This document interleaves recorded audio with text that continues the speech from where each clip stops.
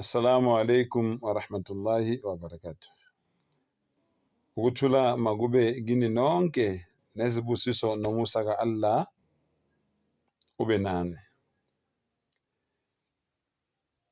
Bantu bakithi, ma-Afrika mahle. Ake siyikhulumeni bafowethu le ndaba yedlozi. Sihlukanise inhloko nesixhanti. Kudala ngikhuluma ngithi mina amathongo abantu abangasekho nedlozi noma namadlozi izinto ezimbili ezahlukene, amanzi no-oil akuhlangani. Kodwa-ke angeke ngifoste umuntu ukuthi akayekele ukukhonza idimoni lakhe lelo alibiza ngedlozi egameni labantu abangasekho.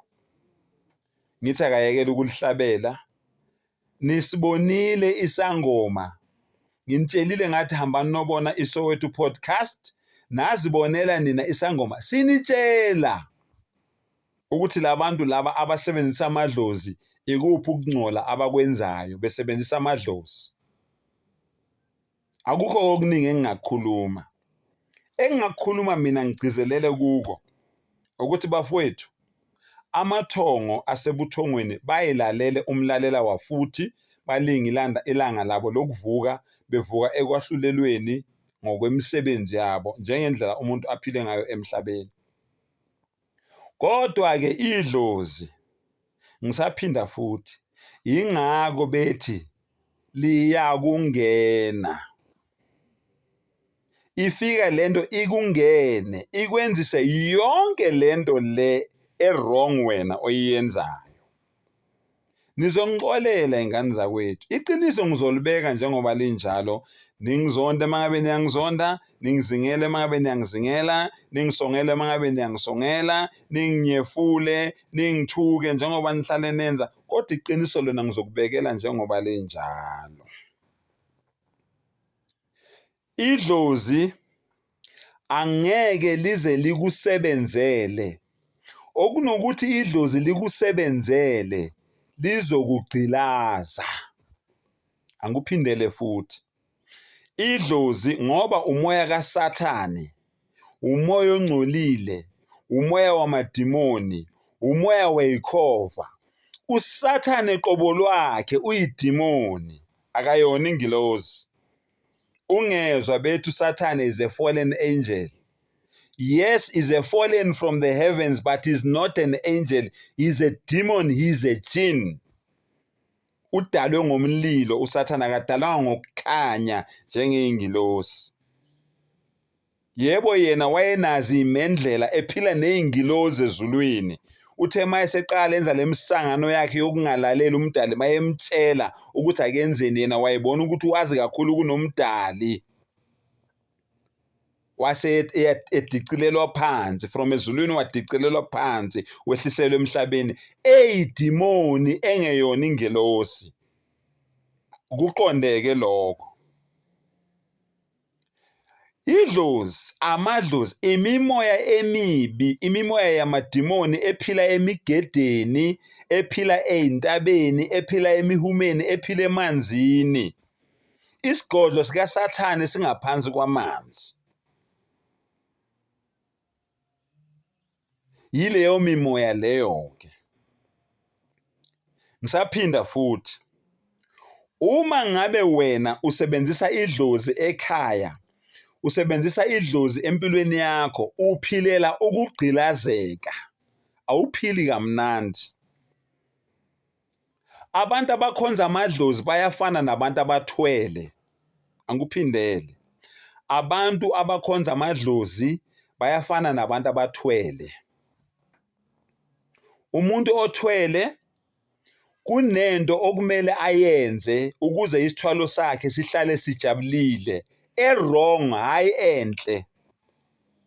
Umuntu othwele kunento umgomo abekelwe wona okumele awenze ukuze kukhuphuke isithwalo sakhe agaxele kakhulu kujabule nalesilwane sakhe athwele ngaso. Umuntu okhonza idlozi uyafana nomuntu othwele ngoba kufanele ehlale njalo. Angikuphindele. Umuntu othwele uyafana nomuntu okhonza idlozi ngoba bonke kunento okumele bahlale beyenzile ukuze lamadimoni abo abizwa ngamadlozi egameni labantu abangasekho ahlale ethokozile. Ethokoziswa yini? Ileli gazi abahlale belichitha njalo. Umuntu othwele makuthiwa akabulala kumele ahlale ebulala. Umuntu othwele makuthiwa akaphuze igazi leli eliphuma komama mangabe besenyangeni yabo. Umuntu othwele uthatha ipad lelo eligcwele igazi lelo le-menstruation alifake emanzini limelte lapho aphenduka amanzi abebovu aphuze lawo manzi layo angcolile. Igazi eliphuma kumuntu wesifazane igazi elingcolile. Umuntu othwele uyakwenza lokho. Umuntu othwele uyabudla uthuvi. Kuthiwa njalo kumele adle ibhakede le-5 litha eligcwele amasimba umuntu othwele. Umuntu ke okhonza idlozi uyafana nomuntu othwele ngoba naye uhlala ehlabe njalo. Uma kungeyona imbuzi ilokuzana inkomo, uma kungeyona inkomo imbuzi. Masibabuza ukuthi kungani kungabi yimvu, abanayo impendulo. Uyazi why kungabi yimvu? Ngoba imvu ayinazo lezimpondo lezi kaSathane, lezimpondo zembuzi ezime kanje. So mangabe uhlaba imbuzi, lezo mpondo lezo zembuzi leyo ziyisimboli, ziwuphawu likaSathane. Yingakho mangabe behlabela amadlozi behlaba imbuzi bengahlabi izimvu ngoba imvu ayikhali. Basho njalo bathi imvu ayikhali, imbuzi yakhala. Umuntu othwele uyagqilazeka, uhlale ehlabe njalo ngoba amadimoni afuna ukufunxa igazi leli elizophuma kuleso silwane leso. Umuntu othwele uhlale ebulale njalo ngoba amadimoni afuna igazi lelo kumele alichithe mayebulala labantu ababulalayo. Amadlozi-ke layo aniphilisa leyo mpilo leyo, ayanigqilaza. Ngibizeleni umuntu oyedwa okhonza idlozi ongazenzi lezi zinto lezi engiyibalayo. Uhlale uyisigqila saleyo nto leyo ngoba ifuna uhlale uhlabe njalo. Angeke umkhulu ade phila ethanda iy'nkomo zakhe igcwele isibaya athi maye ngasekho bese athi ihlala uyihlabe njalo zize yiphele. Angeke umkhulu nogogo bakwenze lokho. Angeke ubaba wakho noma wakho bakwenze lokho. Bayayazisa imfuyo. Thina ekhaya bowungalali kushoda izinyane elilodwa umkhulu elibonile ukuthi alikho, angeke ulale uyolifuna uzulithole. Wazi kahle ukuthi liduke nemihlambi yakweminye imizi uyolibona kusasa edlelweni enkanjini. Kodwa ngeke ulale la ekhaya ngendlela izilwane zakhe ade eyithanda ngakhona. Maye ngaseke usezokuyekela nje lokuyibhuqabhuqa ngomehlo lokuchitha igazi lokuthi wenzela yena. Ade engafuni uyihlabe ephila, boyihlaba ngentando yakhe makusho yena. Kodwa maye ngaseko sekumele nje wena uyihlabe ubuthaphuthaphu. Yidlozi, idimoni, umoya omubi, umoya ongcolile uyakugqilaza ukuthi wena hlala uhlaba njalo ungakutholi ukuphumula empilweni yakho. Mangabe seziphelile sibayeni usuyothatha imali kumashonisa uyoyithenga emabhunwini ngoba kufanele uhlabile. Uphila impilo engasinormal, abnormal life. Umuntu okhonza idlozi ke loyo. Seningangithuka ke nigcine la nithanda khona. Bafowethu bhekani izangoma. Ungathatha ingingili uyoyithwala ekhanda. Ungathatha inyongo uyoyithwala ekhanda. Bhekani izangoma bafowethu ukuthi ngempela idlozi imimoya engcolile.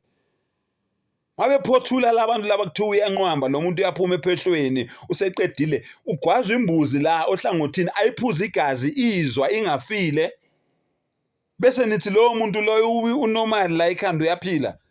Hayi bafowethu ake nivule amehlo. Idlozi umoya ongcolile, umoya wamadimoni, umoya weyikhova, umoya kaSathane. Ngisho ama-Satanist ayakuconfessa lokho ukuthi wena lokuhlaba njalo lapha ekhaya uhlabela abantu bakini abangasekho, uhlabela amadimoni ayeza ama-Satanist azofunqa lelo gazi lelo ngoba usebenzela bona vele uyinceke kaSathane. Sengathi umdala ngandivula ingqondo anivula amehlo. Niyeke lento yenu le enigqilazayo nani niyazi ukuthi iyanigqilaza. Uma ngabe ninamadlozi yini amadlozi anganitsheli nibaleke manizodutshulwa. Uma ngabe ninamadlozi yini amadlozi anganitsheli nimane niyodla poison, niyodla usheve emakhaya. nibulalana nodwa niyimindeni kodwa nithi namadlozi. Hayi bafowethu ngeke. Ingane zomuntu zibhuqane zodwa ngesibhamu, zibhuqane zodwa ngemmese zilwela amafa umuntu ongasekho. Lithule lithini ledlozi leli lalikhona. Uma wakho uthule ethini la ikhona, ugogo wakho umkhulu wakho uthule ethini la ikhona, nibhuqana niqede umndeni la endlini ngesikhali. Uthule ethini yena la ikhona. Bona laba ababulalanayo mase bebulalene laba lo ofile akabuyi ngane azotshela lo mbulele ukuthi mfowethu njengoba ungibulele nje usufaka umkhokha la ekhaya iyekeleni lento la. Ngeke uphinde umbone. Into azoyibuza uzokutshela ukuthi hlaba uxolisa ini ngoba besilwe nawe ufuna ukungibulala nami ngifuna ukukubulala. Kwenzeka wena wafa mina ngasinda. Manje into engizoyixolisa ngoba nawe kuba ungibulele into ekumele ngixolise. Ayithi nawe ufuna ungibulala nami ngifuna ukukubulala. Ngathola ukuthi wena ufuna ungibulalele amateksi kaBaba, ufuna ukungibulalela inkomo kaBaba, nami ngagadla kuqala. Mawungasekho wena sekumele mina ngizoxolisa. Hayi bafowethu ayikho lento leyo.